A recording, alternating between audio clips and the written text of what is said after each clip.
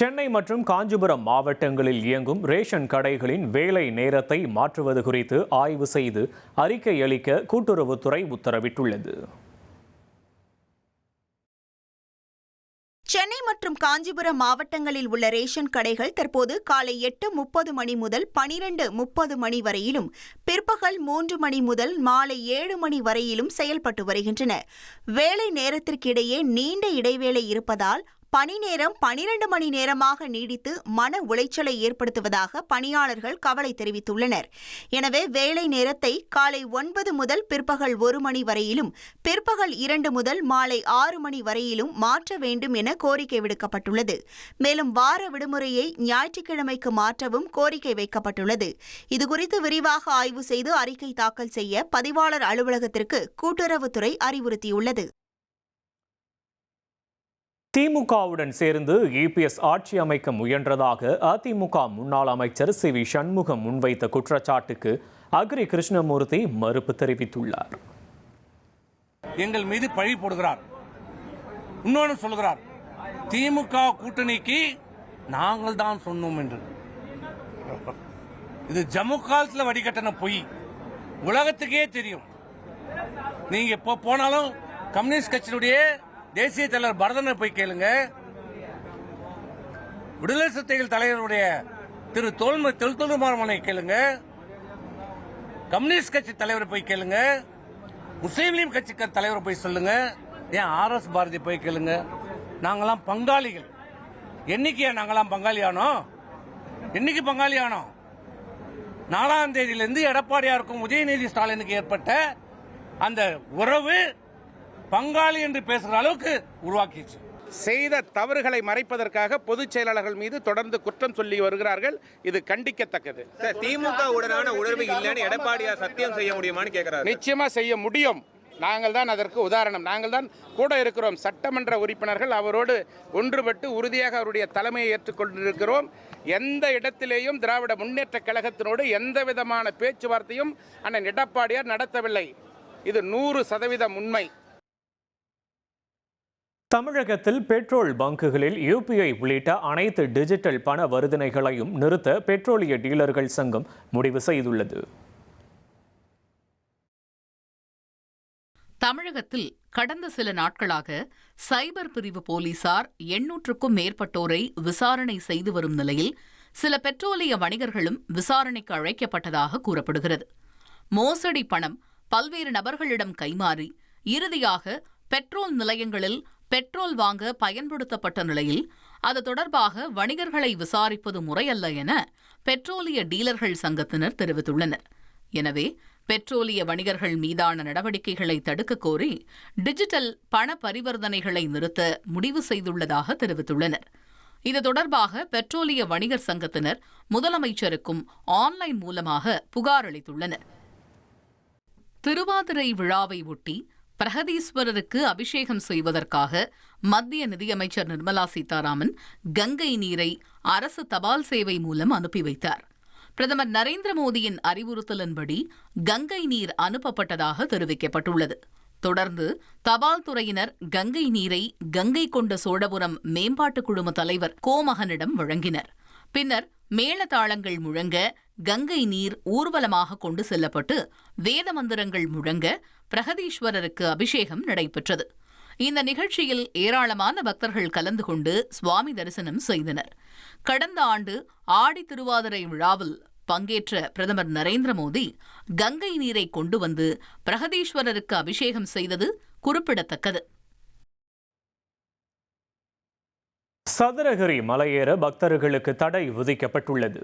சதுரகிரி மலைப்பகுதியில் காட்டுத்தீ ஏற்பட்டுள்ள நிலையில் அணைக்கும் பணி தீவிரமாக நடைபெற்று வருகிறது. பள்ளி மாணவர்கள் மற்றும் கல்வி நிறுவனங்களை அரசியல் நடவடிக்கைகளுக்கு பயன்படுத்துவதை தடுக்க நிலையான நடைமுறையை உருவாக்க கோரிய வழக்கு உயர்நீதிமன்ற மதுரை அமர்வில் விசாரணைக்கு வந்தது. சிவகங்கை காரைக்குடி அழகப்பா மாதிரி மேல்நிலைப்பள்ளி நிகழ்வில் மாணவர்கள் TVK என கோஷம் எழுப்பிய வழக்கில் இதுபோன்ற செயல்கள் ஊக்குவிக்கத்தக்கவை அல்ல என கூறிய நீதிபதிகள் வழக்கு விசாரணையை அக்டோபர் 5ஆம் தேதிக்கு ஒத்திவைத்தனர். சேலம் மாவட்ட ஆட்சியர் அலுவலகத்திற்கு மனு அளிக்க வந்த மார்க்சிஸ்ட் கம்யூனிஸ்ட் கட்சி உறுப்பினரின் பேட்ஜை பெண் காவல் ஆய்வாளர் படித்து சென்றதாக வாக்குவாதம் ஏற்பட்டது. சேலம் மாவட்ட ஆட்சியர் அலுவலகத்திற்கு மார்க்சிஸ்ட் கம்யூனிஸ்ட் கட்சியைச் சேர்ந்த ஒருவர் மனு அளிக்க வந்தார்.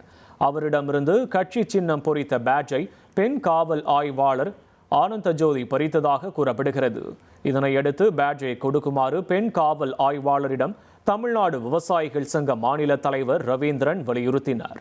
இதனால் இருவருக்கும் இடையே வாக்குவாதம் ஏற்பட்டு பரபரப்பான சூழல் நிலவியது.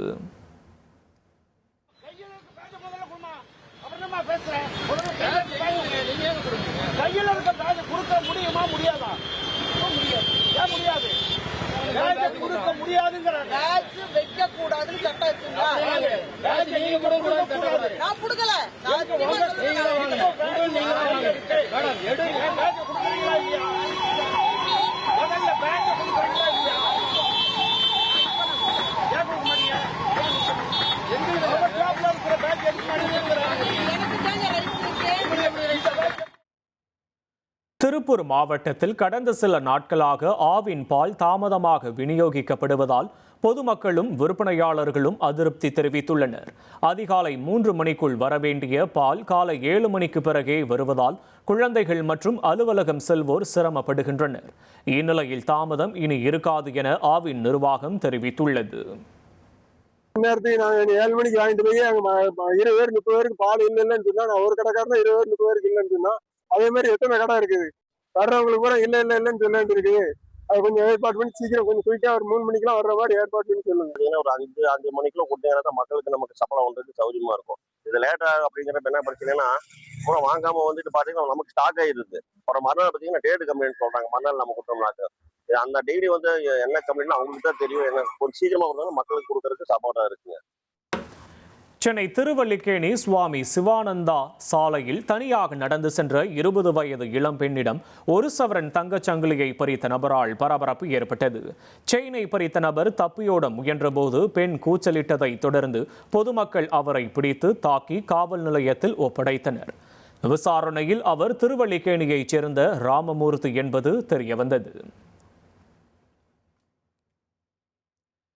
ஈரோடு மாவட்டம் பெருந்துறை வாரச்சந்தையில் சாலையோர வியாபாரிகளிடம் சுங்க கட்டணம் வசூலிக்கப்படுவதாக புகார் எழுந்துள்ளது.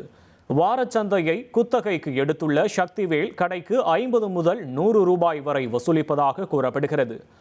சுங்கம் வசூலிக்க உரிமை இல்லை என பேரூராட்சி நிர்வாகம் எச்சரித்தும் தொடர்வதாக கூறி அவரின் குத்தகையை ரத்து செய்ய வியாபாரிகள் கோரிக்கை விடுத்துள்ளனர்.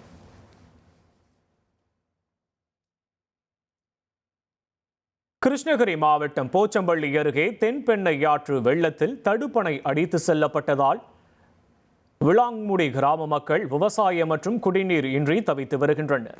நிலத்தடி நீர்மட்டம் குறைந்து விவசாய கிணறுகள் வறண்டு வருவதுடன் குடிநீர் விநியோகமும் பாதிக்கப்பட்டுள்ளது. தடுப்பணையை விரைந்து சீரமைக்க வேண்டும் என கிராம மக்கள் கோரிக்கை விடுத்துள்ளனர். அரியலூர் மாவட்டம் கங்கை கொண்ட சோழபுரம் பிரகதீஸ்வரர் கோவில் வளாகத்தில் மாமன்னர் ராஜேந்திர சோழன் பிறந்த ஆடி திருவாதிரை விழா அரசு விழாவாக நடைபெற்றது. இதில் பங்கேற்ற மாவட்ட ஆட்சியர் குத்து விளக்கேற்றி விழாவை தொடங்கி வைத்திருந்தார். இதையடுத்து விழாவில் பேசிய அவர் 1000 ஆண்டுகளுக்கு முன்பே ராஜேந்திர சோழன் போர், நீர் மேலாண்மை, கடல் பயணம் உள்ளிட்ட துறைகளில் சிறந்து விளங்கியதாக பெருமிதத்துடன் தெரிவித்தார். 2ஆம் சீசனுக்காக உதகை தாவரவியல் பூங்காவில் 4 லட்சம் மலர் செடிகள் நடவு செய்யும் பணி தீவிரமாக நடைபெற்று வரும் நிலையில் வாகனங்களுக்கு புதிய கட்டுப்பாடுகள் விதிக்கப்பட்டுள்ளன. சுற்றுலா பயணிகளை கவர 45 வகைகளில் 4 லட்சம் மலர் செடிகள் நடவு செய்யப்பட்டு வருகின்றன. அதே வேளையில் பயணிகள் பாதுகாப்பிற்காக பூங்காவிற்குள் வரும் வாகனங்களுக்கு ஒலிபெருக்கி பயன்படுத்த தடையும் மணிக்கு 10 கிலோமீட்டர் வேக கட்டுப்பாடும் அமல்படுத்தப்பட்டுள்ளது.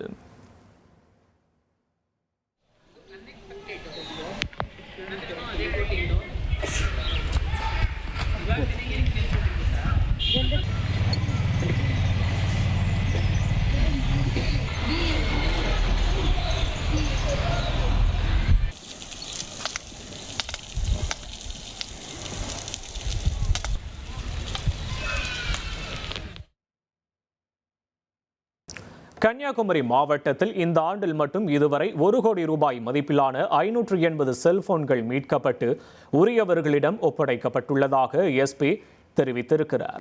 முதற்கட்டமாக 46 லட்சம் ரூபாய் மதிப்பிலான 260 செல்போன்கள் மீட்கப்பட்டு உரியவர்களிடம் ஒப்படைக்கப்பட்டுள்ளன.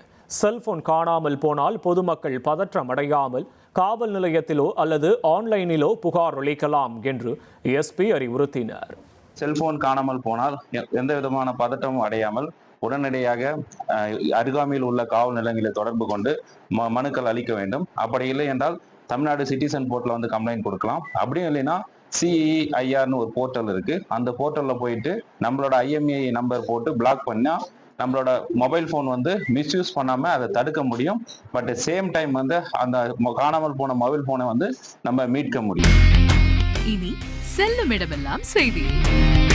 தந்தி டிவியின் வாட்ஸ்அப் சேனலை ஃபாலோ பண்ணினா செல்ல இருக்கும் இடமெல்லாம் செய்தி. இதோ QR கோட் இப்பவே ஸ்கேன் பண்ணுங்க, ஃபாலோ பண்ணுங்க.